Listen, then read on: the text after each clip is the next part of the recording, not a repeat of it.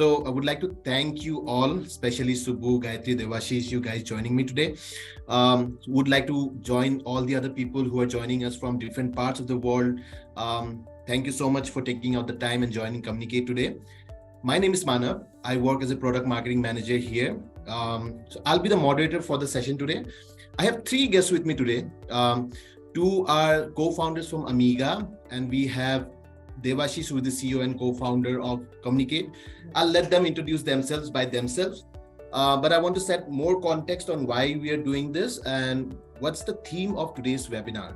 Is what we have seen is over the past few months, especially to be exact since November, there has been a tremendous rise in the usage of AI, especially the generative AI through LLMs, the large language models. ChatGPT or Google's Bard have changed the way how we used to work now. From developers to marketers to sales professionals, everyone is using large language models to achieve their goals or their KPIs. They want to do it fast and do it efficiently. So today we want to go and dig deeper into the use cases of generative AI and conversational AI in healthcare. Both Subbu and Gayatri are coming from mental health background. They have done a lot. So it would be interesting to get their perspective. Also, according to World Health Organization, by 2030, there will be a shortage of 10 million healthcare professionals. And so this is exactly where AI can come in and fill this gap. AI can take the daily menial tasks away from the doctors so they can focus on patients and what they can work on more research and which might help humankind in the future altogether. So without any further ado, I would like to introduce you all to Gayatri and Subbu from Amiga and Devashish from Kommunicate. Why don't you all three introduce one by one yourself and tell us what do you think about AI and where is it going? Who wants to take it first? Devashish, do you want to or Gayatri? I see Gayatri's getting ahead. Yeah, I think Gayatri. I think the guys will say ladies first, so I took the liberty to start first. Good evening, everyone. I'm so happy to be here. About myself, I bring in over 15 years of experience in the field of education. And for the past 7 years, I've been working with children, teachers on children's social and emotional well-being. So, and all of this does connect to mental health of children. And that is precisely all the knowledge that I have, all the experience that I've gained over the last 15 plus years, I've brought it into Amiga. And how does AI really interest me? Anyway, this entire session is about it, so I won't go too much, but I'll tell you this much. Coming from, like I said, I come from a teaching background, and learning all about AI through the journey with Kommunicate and with Amiga, it has been so interesting, and I can't wait to share my experiences with it. Thank you. Thank you, Gayatri. Okay, Subbu, you want to go ahead next? Yeah, I'm good. I'm sure, absolutely. So, good evening, good morning, everyone, depending on which time zone you're joining from. My name is Subbu. I'm the co-founder of Amiga.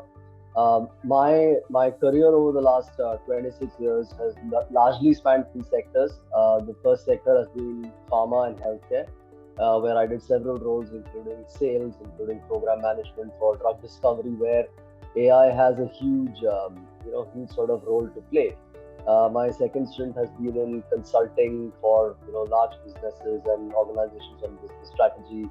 And my third stint, again, along with Gayatri, has been in that field, same field of education and mental health, where over the last 7 years, our organization called Learning Curve has impacted close to about 200,000 children on their sort of well-being and mental health. That really created the foundation for us for Amiga. And at Amiga, I think the use of conversational AI is very, very central to what that philosophy is, right? And for me, I think AI is something that is very exciting. I think simply because AI has been around for a long time, right? In many different forms. But I think what it is doing now, especially, and Manav, I think you said the right thing, that over the last few months, I think since November, since sort of ChatGPT and Bard and these kind of tools started hitting it, it showed us what kind of applications are truly possible. I think the potential of AI is fantastic, right? And I think, and as long as we are able to harness that in a positive manner, I think the world can certainly be a better place. And AI definitely excites me to that extent. So that's me, guys. Great. I think that's thanks for agreeing with me that it has changed drastically since November 2022. I guess that was like for all humankind. We'll all remember that introduction of ChatGPT. Devashish, what's your take on it? Thanks to Gayatri and Subbu for the quick introduction. So just to begin with, I will just give a quick introduction about myself. Yes, I'm Devashish Mungai. I'm the co-founder and CEO at Kommunicate. I've been working in the communication space from the last close to 10 years. Where previously I had another venture that was into the chat API space, and then from there we have evolved to a conversational AI space, and all the experience of mine is around the communication and how you can utilize the conversational AI to achieve different goals. And really excited to be part of this discussion around conversational AI in healthcare, and Subbu and Gayatri have great experience in this space, especially on the mental health and working with the children. Really excited on the discussion. So Devashish, you have been working in chatbot, conversational AI. You have been associated with for the last around 20 to 25 years. I want to understand your perspective. How far have we come across? Where were we? Like we used to write letters. We used to send communication through birds, and then came in emails, and now we used to talk to humans. Right now, there is no human. The whole game has changed. What do you think? How far can we go? So see, things have evolved from direct interaction to phone call to email to chat, and then now the interaction with the chatbot, and then in the chatbot also there things have evolved from a simple conditional if else conditions where it was more of a static, that if a user says this, respond with this. Now it has become more conversational, and with time things are becoming more conversational in the chatbot space, where now the bots are able to understand the intent of the user, like what user is finally asking for, rather than a simple rule based thing where there is a simple matching happening. So that's how the space has evolved, and initially it was only used for a few basic things. Now we can see it is getting used in the customer support, customer service, in customer engagement, and now it is going further from customer experience. It's going to the patient experience, and now different industries are leveraging it to take it to the next level, where they are able to connect this to their backend data, their APIs and lot of other stuff. And with ChatGPT and OpenAI, things are going to change a lot. We have already seen the signs of it. Now it's going to be way beyond a simple FAQ or a simple conversation. It's going to be much more deeper, where people will be able to use chatbots as like a virtual assistant to get anything done for them. Like people can ask them to ChatGPT or a bot powered through generative AI to maybe give a summary of a research paper. So it is going to expand to a lot more areas in the near future. But yeah, we have come from simple interaction to a very interactive way, and more conversational. Yeah, I totally agree. So I was watching this another webinar somewhere while preparing for this webinar. What companies are doing, or education institute in US are doing, they are allowing their children's or their the students to go and use ChatGPT and now come back to us and tell what you learned. Like everyone is allowed to use ChatGPT in their school system. Some school systems have started using it, but over here in India, it's like totally strict. Don't use. We cannot stop it from happening. So let's embrace it and let's bring it in. Gayatri, what do you think? What's the evolution of chatbot has been, or conversational AI? You're on mute, by the way. Yeah. Yes. Okay. I think that over the years there have been significant advancements, and with what Devashish rightly said, I remember back like when I was in college or something, it used to be purely type in a rule and there will be an outcome for it. But this was a word few years back, machine learning, right? Like the more and more information the bot gets, it learns on its own. From there to understanding how a human talks, or what is the context on which conversation is happening, and being able to maintain that context. Adding on to it is bringing in emotions into it, which honestly till about a year and a half back I thought was not possible.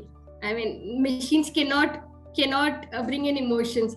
I remember having this conversation with my colleague, and I said it's like the movie Robot, where a robot cannot have an emotion towards somebody. Similarly, even a chat conversation, it cannot happen. But now I definitely am rethinking my thoughts. Got it. I'm sure Subbu is holding down some good information for us. He wanted to speak. So Subbu, go ahead, please. No, that's fine. I mean, I absolutely 100% agree with what both of these guys have said, right? I think that those inflection points of when your sort of NLP based models started to come, the human language aspect started to come, and then when deep learning started to happen, is when I think the game really started to change, because then your the intelligence started to come in, I think, right? I think that is really what happened. In some ways, I think one of the next frontiers, I think, is where your AI can actually have emotional intelligence, right? And through things like sentiment analysis, actually understanding emotions. I mean, I would very much imagine a scenario in the mental health care space where I'm on camera, and basically the sort of AI is able to sense my emotions and then actually take me through a conversation based on that, and where it's capable of studying micro expressions, for example. Which only a sort of trained human professional can do. I mean, I would imagine things like that to be possible now through generative AI models, etc. So yeah, that's very. Imagine being able to find out psychopathic traits through a camera. So interesting point. Before joining Kommunicate, I used to work in a company called as Anthropic Tech. They used to do facial recognition and like facial emotion recognition through voice and through your eyebrows, the movement of your lips and everything. It was an interesting tech. Yeah. Okay, cool. Moving on the discussion. So now moving away from the whole broader surrounding or environment of AI in our whole lifestyle, I wanted to get deeper into how it's changing the way we think and work in healthcare specifically. And especially from both of you, Gayatri and Subbu, I want to learn, how did it really help you guys solve your problem? And let the audience know how a conversational AI or chatbot helps in parenting or mental health, which is very interesting. Sorry, Manav, was that a question to me, addressed to me? Yeah, please go ahead. Like it was for both of you. Sure. Yeah.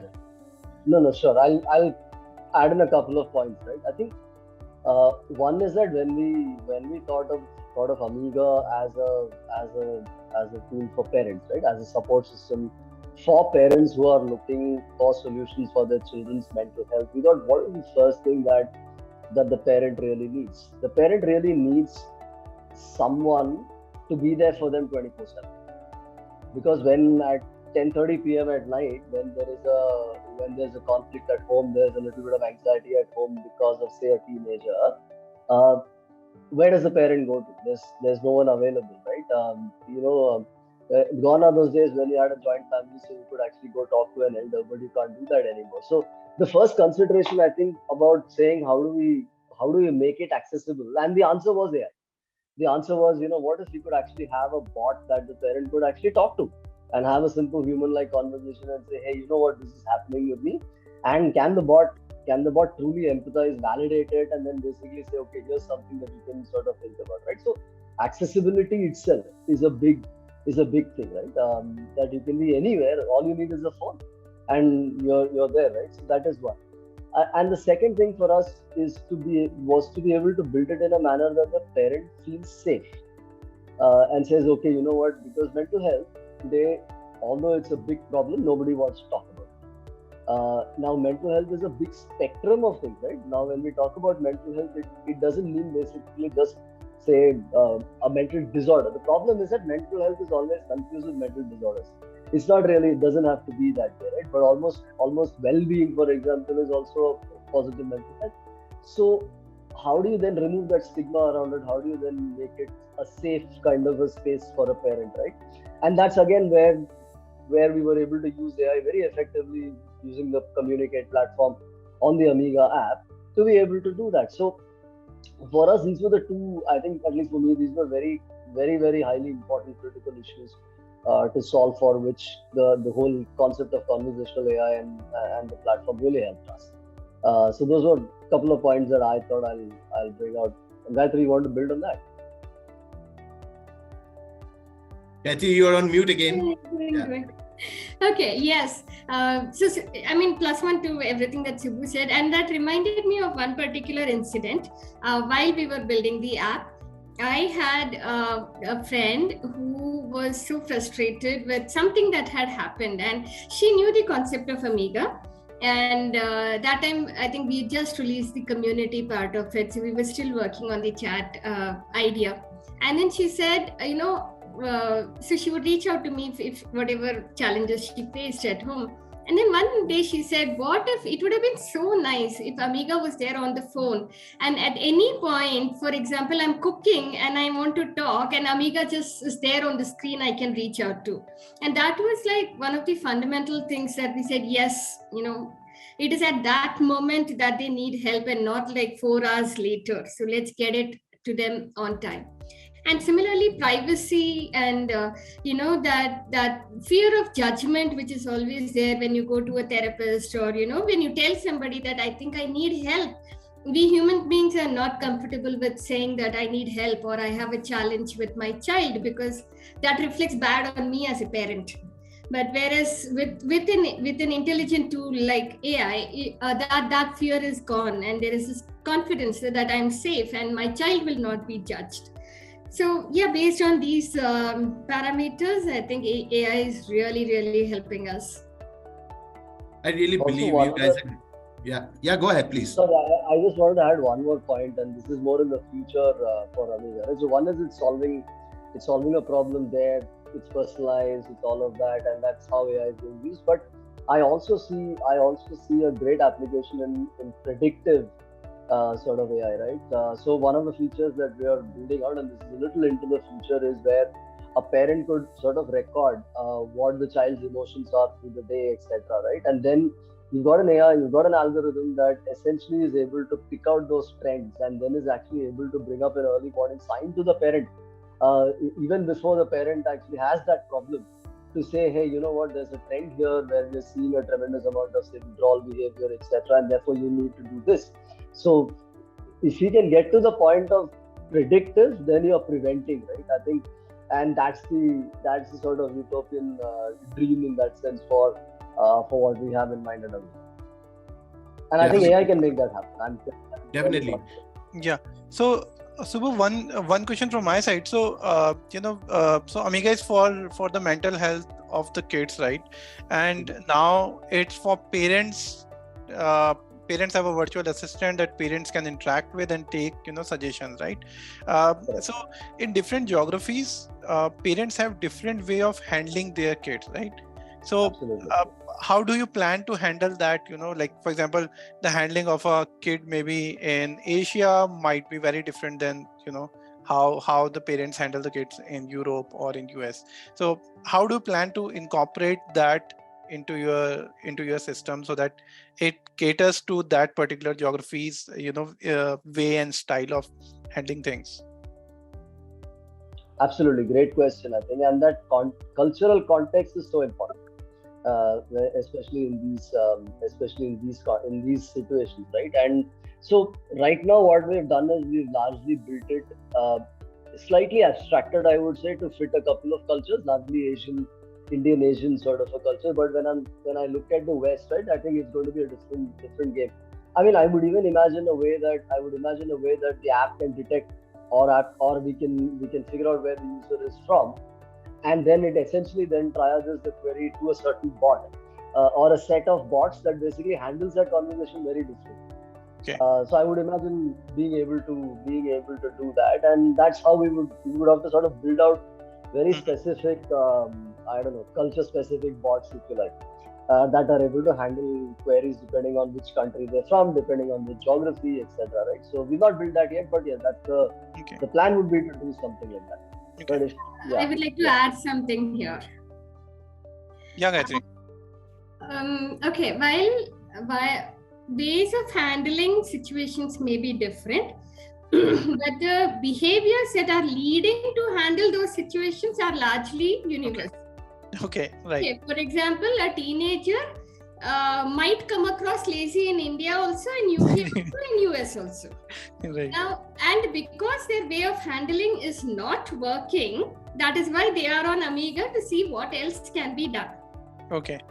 Okay, so right now Amiga has been designed in that particular manner to help parents understand the reason why children behave the way they do. Because every behavior has a reason. Right. So even if they're aggressive, there is a reason, which is, aggressive behavior is causing some sort of mental stress, then there is a reason behind it. And if you understand that reason, you will handle it differently. Right. And are the kids aware that their parents are using some app to, take suggestions from? We are not telling the kids. Okay. Yeah, I think we are making the kids think that their parents have suddenly evolved. Okay.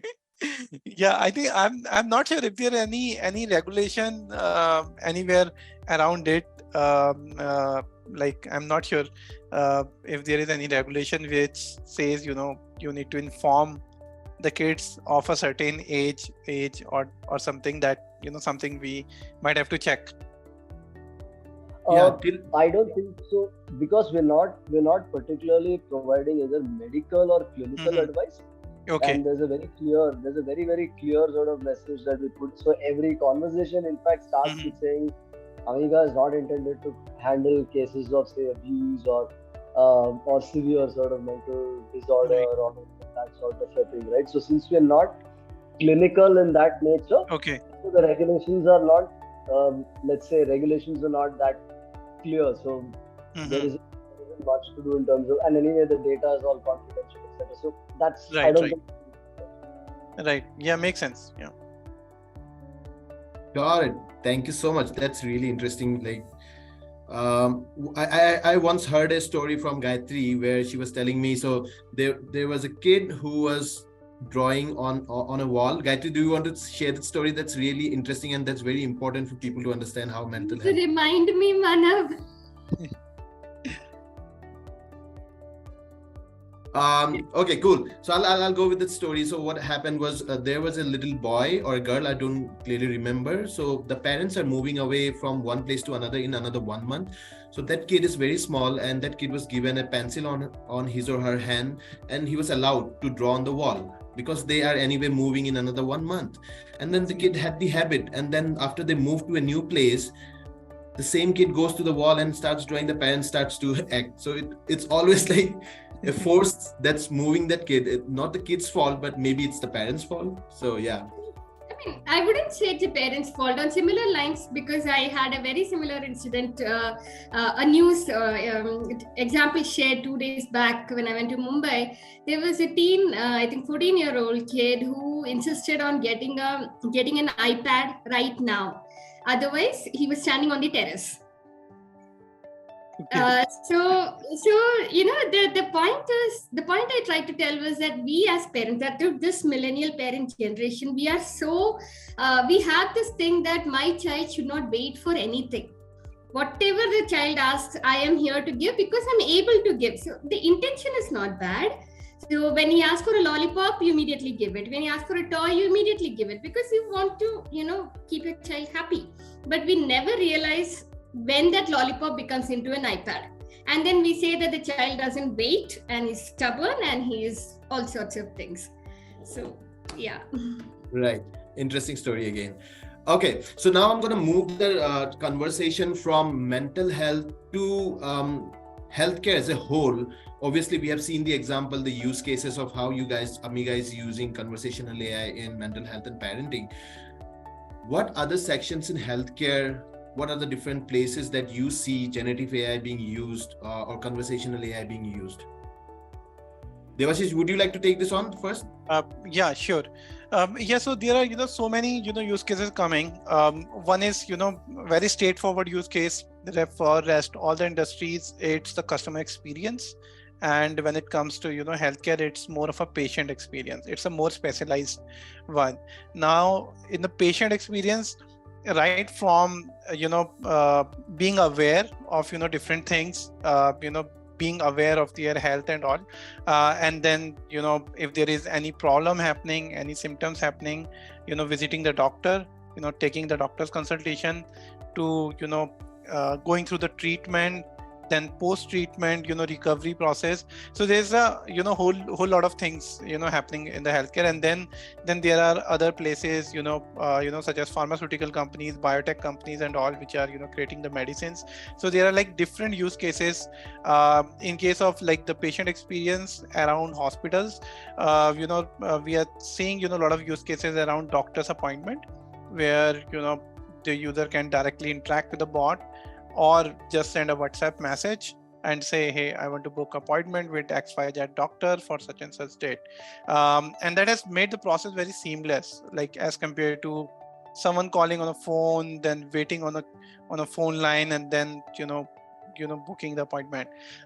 So that is one use case. And then there is a patient engagement angle, where once the patient has visited the doctor, and after that, most of the cases, the hospital, the clinic, or the doctor is not even aware whether the medicine, the treatment they have given, how well it was. Like, there's no feedback loop to how the treatment went.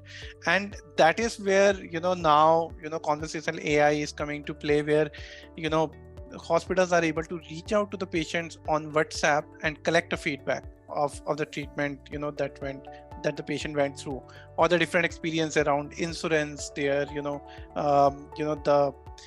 checkout time, discharging time during the hospital, how the experience was.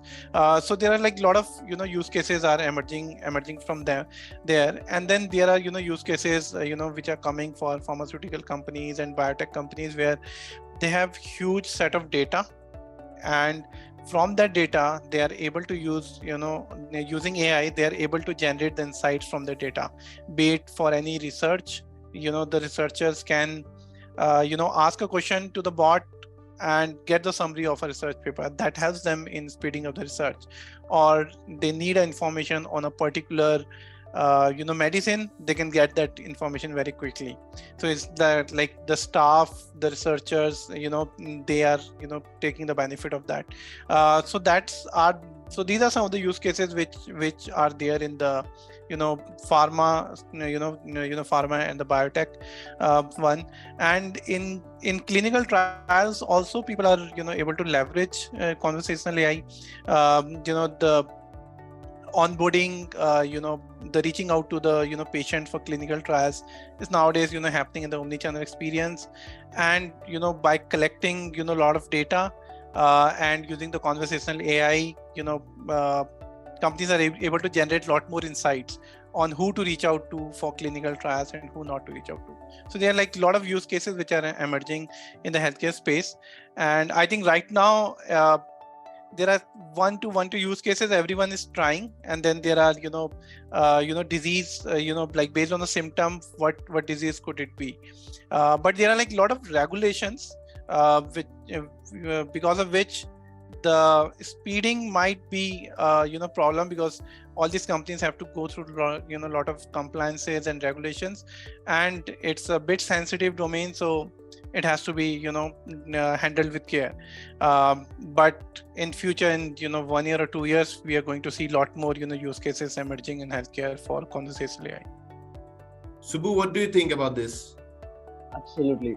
I had one point to make about the fact when Devashi spoke about clinical trials, right? And I worked in the pharma space, so I've been part of I've managed teams that have run clinical trials for phase 2 for new drugs, etc. And one of the key challenges there always not just purely from a say on recruitment of volunteers or patients and then sort of taking them through that process, but also in terms of investigator bias. Then you have to do randomized double-blind trials, and then you have to sort of do all of that. There is always an element of investigator bias that comes in. Now, with an AI being able to handle it, that bias can sort of get taken out of the equation. Similarly, when you have voluminous data that needs to be analyzed before you can actually say whether the clinical trial was successful or not, that used to take months. Even with the statistical models that were available out there, it still used to take months of trying to do that, and then checking and rechecking. But if you had a trained AI that's capable of taking care of that, you could generate that insight much faster. Right. So that was one. I think the second thing is really around disease prediction, right? If you're talking about epidemiology, for example. So, I mean, I would see what happened during COVID, and the way that the COVID started and it spreads, etc. If AI is able to predict that disease pattern, then say, for example, governments could take faster measures to contain, right? So that could be another, and that's a very, very exciting, complex but exciting sort of a use case. The other one is in diagnostics, actually. I think in diagnostics and imaging, and particularly in imaging, there are a lot of imaging technologies that are now using AI based on large data sets to be able to detect anomalies based on, say, MRI scans and things like that. Connect that back to a patient's history, risk factors, and then basically be able to say that, right? And there's a very exciting use cases which are using generative AI as well. So yeah, these are two, three very interesting possibilities. Right. And yeah, Devashi, go ahead, please. Yeah. So I think, and GPT-4 is able to read the images as well. So exactly. Yeah, exactly. I think the scanning, CT scan, X-rays, and other things will make a lot of things will become possible. Correct. So I incidentally I also serve on the board of a healthcare and diagnostics company in India, which is largely been sort of brick and mortar diagnostics, but they're now moving. I can't tell you much more, but they're now moving into a health tech sort of a space where they are actually putting together a way for all of this data to be sort of convergent into an AI model, and therefore be able to sort of do some of the more enhanced diagnostics using imaging, etc. I imagine we will be very seriously looking at technologies like GPT-4 and so on for that, right? But possibilities are fantastic. Yeah, and you mentioned about reducing the bias. So there is one thing is there that when a human being is handling something, we are aware that there could be a bias, right? But when a machine is working, we usually think that okay, machine will not be biased. But I think the biasing problem is still going to remain, Sure. because that machine is learning from someone, right? From some data, and that data is fed by either some person, some team, or some organization.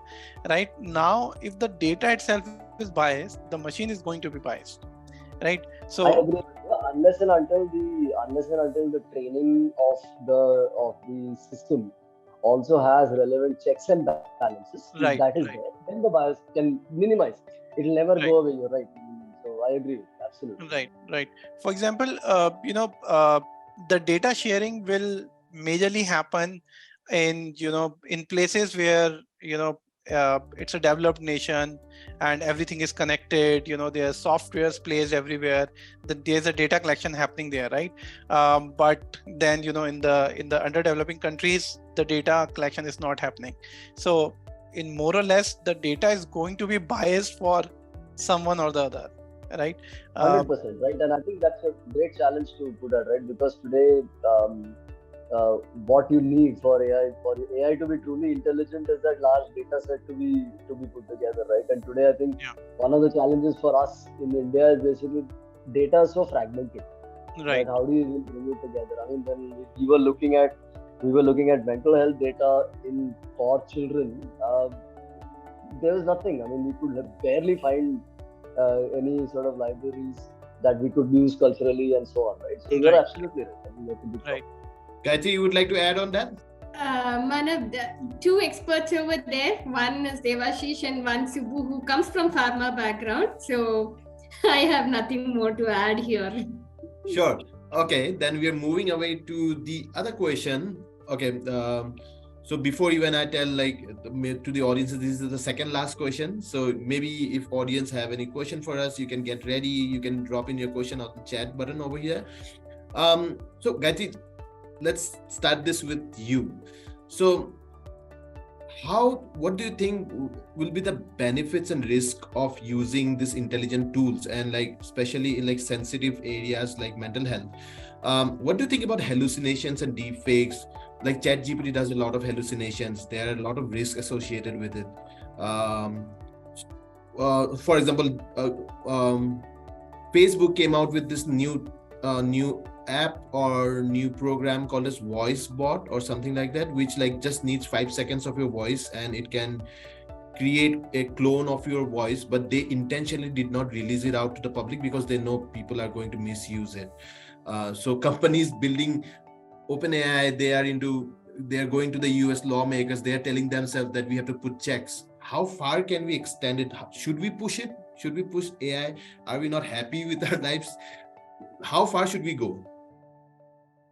You're asking me two questions, Manav. You asked me the benefits also, and you asked me how far can we push it. So yeah, I got too excited with this thing. Yeah. Okay, I'll start with benefits. It's just easier to talk about benefits. I think one of the biggest advantages that the accessibility or the reach or the convenience of use, how easy it is made. It has really made life easy in a lot of ways. For example, like Devashi said about scheduling appointments or getting feedback or even asking for help on digitally. So yes, accessibility is a huge benefit that we have. It helps us to get I also think that it helps you to get personalized support, which is a big help again in this particular area. In terms of also, like I earlier said, right, there is this privacy that we get through AI, which is not there when we interact with people in person. That again, I feel is a big one and big win and plus for AI. So from my end, I think these are the three big wins. Subbu, what's your take on it? The benefits. I think benefits. I think we've all sort of agreed on, right? But I think coming to what you said, maybe I'll sort of talk a little bit about the second part of it, right? I think the risk of how far do you sort of go, right? And that's always been a problem for the human race, hasn't it? We invent technology, but then we take technology too far. Right from the time that something like nuclear fission was invented, which essentially had the potential to either sort of light up entire cities for decades or destroy entire cities in seconds. We chose to do the latter. The problem is that it's a matter of choice, right? So those ethical concerns around how smart will the AI get will always be there, and therefore I think it's up to regulators to be able to sort of contain how far we go, right? So for example, I'm actually glad that the model did not get released, because I could imagine severe sort of implications of that, people stealing your voice and your identity and so on, right? So I think if we take it to the point where it helps you do away with things that are more burdensome, cumbersome, administrative, and it takes you time, that's okay. But then if it starts to take away your own thinking capacity as a human, I think that's when you're going too far. So I think that's where you draw the line. But where is that line? I don't think anybody knows. We all get excited about GPT-4, we get excited about what it can do, and then we get worried about, hey, how many jobs is it going to take away, right? So we have to, I think that's the risk. A lot of ethical concerns are obviously there, accuracy concerns are there. For example, even in healthcare, when I talked about basically, AI being able to detect anomalies through MRIs and other historical data, etc. But how will it get accurate? How do you even measure the accuracy of something like that versus a trained doctor who's done that for 20 years? It's very different, right? So those concerns will be there, and I think we have to draw that line somewhere, right? And that comes down to regulators, that comes down to people who are building it, even to be ethical about it. Yeah, I just want to say that AI is a tool and it should be used as a tool, not as a replacement for human beings. Definitely agree to that. Devashish, you would like to add on that? Yeah, I think AI can never replace a human being. That's what my belief is, and AI is going to work along with the human being. It's more of a team. We kind of complement each other. Like machine has a different power, and we have a different power. Like for example, like for LLMs, like it requires a huge data set, right? It has gone through the data set of the whole internet, right? On the other hand, a small kid, 4 or 5 years kid can easily tell you, which one is a cat and which one is a dog, right? It doesn't need that huge, billion or trillion parameters data set to get trained at. So there's the intelligence that human beings have, and machines are still very far from it. It's just that with the machine capabilities, cloud service, and a lot of things, we are able to gather a lot of data and then learn from it. But a human being doesn't need that much data itself to learn, and I think that's what the next set of revolution can come in the AI space is, how do you train a system with a very less amount of data, which is actually intelligent? So right now, if you look at it, it's not really that intelligent as it looks to be. It is intelligent, but it has like a lot of data with it. Like you remove the data and then you see what's the intelligence. You compare it with any kid like who doesn't have that much data available but still able to answer things, right? So I think there's still like a lot more for AI to go. But yeah, of course there are every technology has some benefits and some risk involved, and definitely in case of mental health or in healthcare domain specific, these are a bit sensitive domains, I would say. Like for example, in case of e-commerce, if a bot tells me a wrong information about where my order is, it's still fine, right? But if a bot tells me that, hey, you have this disease or that disease, and if that prediction is wrong, it is going to scare me, right? so it's a very, very different thing. So it is bit challenging in terms of healthcare, that the accuracy needs to be really good. Otherwise there are like a lot of risk involved in that, and I think that's where the regulators will play a role. And I think as compared to the history, now countries are very, very active on that. We can already see EU going after the AI regulation, and there are talks happening in the US as well. So now like people are very active, and as compared to earlier where government and regulators will ignore the technology, now they are working alongside the technological companies and figuring out the way to regulate things and go through that compliance, regulation, guidelines. So I think with time, like there are risks involved, but I think the world is now better equipped to control that risk. So how far we can push, I think the regulators will have to put some threshold somewhere, so that it doesn't cross that limit. And of course, like benefits, so we all are clear. And in terms of that AI can take away our jobs, I would not agree to that statement. so like anything which comes in the market, it takes some jobs and it creates few other jobs. So it's just a replacement of low skill work to a high skill work, or low intelligent work to a high intelligent work. It's just going to make a shifting, and that shifting is for good, because like we don't want someone to spend their life in doing very mundane tasks. We would want them to learn a skill and do a bit more challenging, bit more complex, intelligent work, right? And that's what we are going to see. Some type of jobs will get reduced and some type of jobs will get increased. It's just a shift which will happen in the market. Agreed on that. I think those were all the questions. So this would be my last question. I just wanted to bring it, like I wanted to add it. I should have added with the previous question. So can we bring in a balance between AI and humans? Like, should we do that?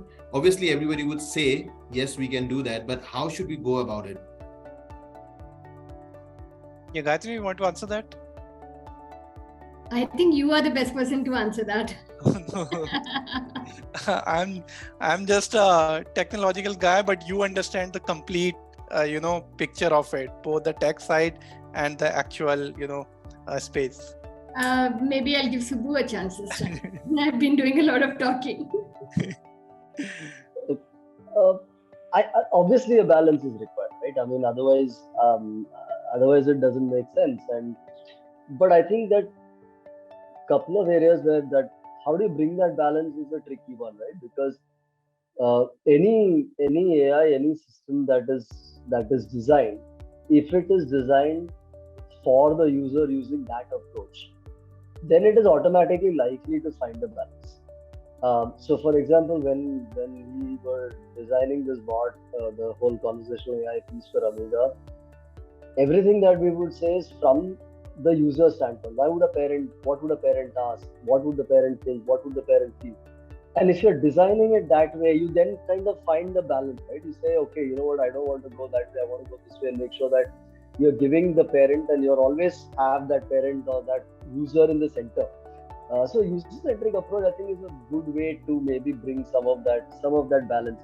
Second is, is there a way for your models to even validate what the user is saying? Is there a way to bring a little bit of empathy into the whole conversation, right? That okay, because you want the human, you want the person to feel like somebody's listening.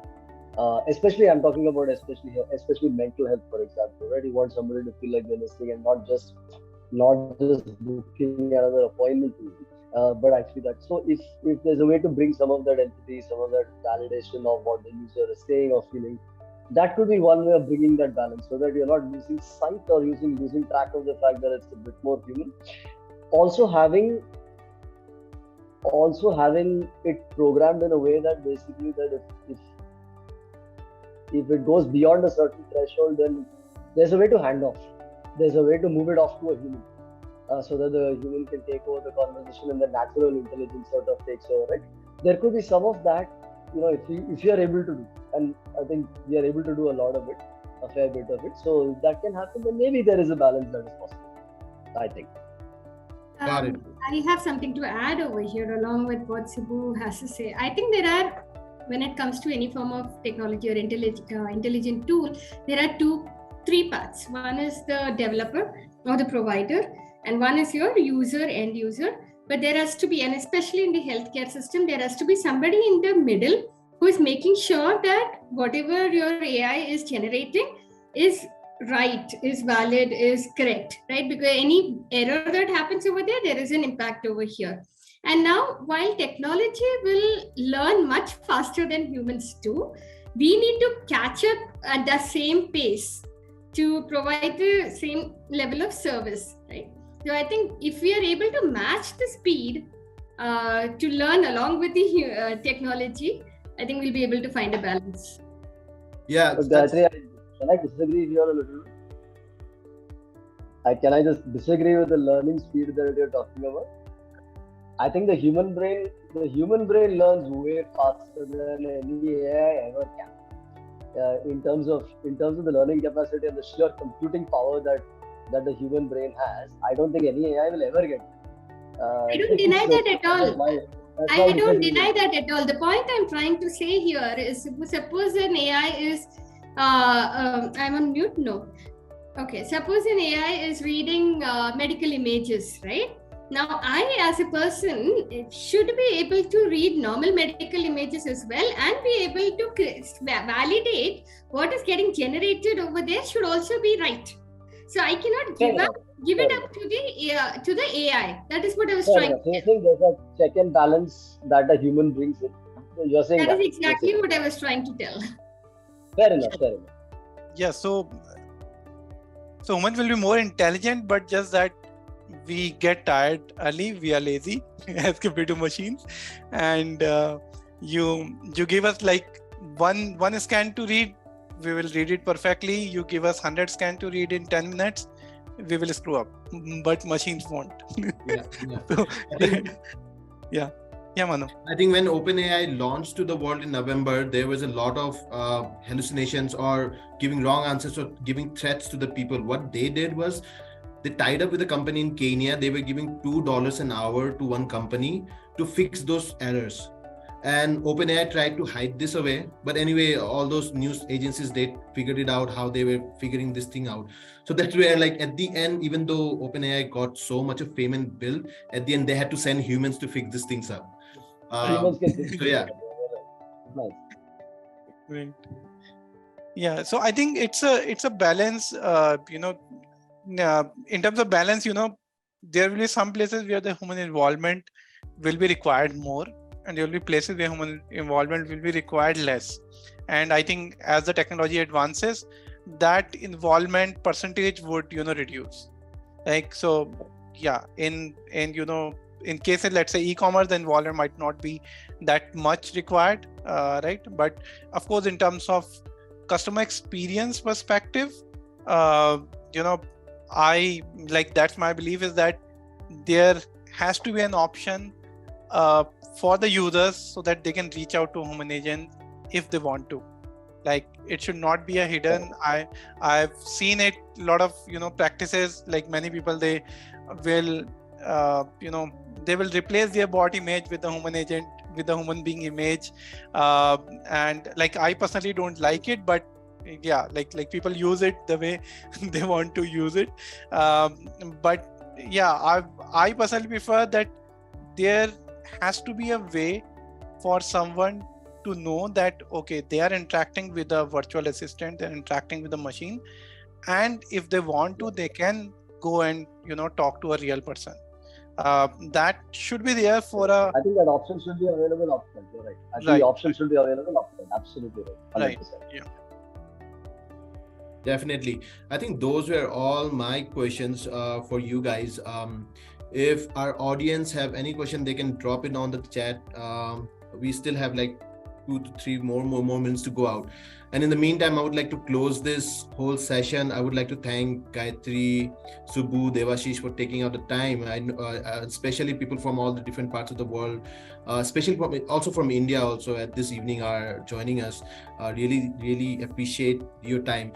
Would like to close that obviously AI is beneficial for us. It has a lot of benefits. Imagine in India, medical facilities are not everywhere. Like Google coming up with a normal scanner on the phone and like taking a picture and telling if you have a skin cancer or not, that is really going to change our lives. Obviously, there are risks associated with this, the deep voice fakes and everything. But yeah, I think all of us would agree that there has to be checks. The government should come in quickly before it's too late. And like ask all the AI companies to open up the data so the government can look into, are you manipulating it? We should not manipulate it. Your whole government systems can get a lot of errors on that. I don't see any of the questions coming in. I think we are good ahead of time, like 5 minutes. I think like 5 minutes is enough to get back on our lives. Really thank you, Devashish. Really thank you, Gayatri, Subbu. Please take out some time to close out, if you'd like to say anything. I see both No, Subbu and Gayatri saying like, okay. No, it wasn't that. I just wanted to say, Manav, you asked some tough questions. So you made us think. So that was good. Glad we could do that, and I enjoyed the conversation. I think good balance of perspectives, I think, for me, and some very useful insights. So thanks everyone. Thanks Devashish. Thanks Gayatri. Thanks Manav for putting this together. Thank you so much. Thanks. Really appreciate it. Okay, thanks, Manav, because like I said, this journey of designing this AI was very new for all of us at Amiga. So all these questions really got us to think back from our own experiences and what we have learned. So I had a lot of fun. So thank you for having us here. Yeah, obviously I got to learn from you guys a lot, and I'm going to go back and rethink. Yeah, that would really help us. Yeah. Thank you, Manav, for organizing discussion, and thanks Subbu and Gayatri for joining us on this. And it's always great to learn from founders like you and hear about different perspectives, about different industries, what you guys are doing. It's really exciting space, and thanks a lot for joining and sharing your perspective on that. Thank you so much. And with that, we'll close our session for today. Thank you so much, guys. Thank you. Thank you. Great night ahead. Thank you guys for joining. Thank you. Bye.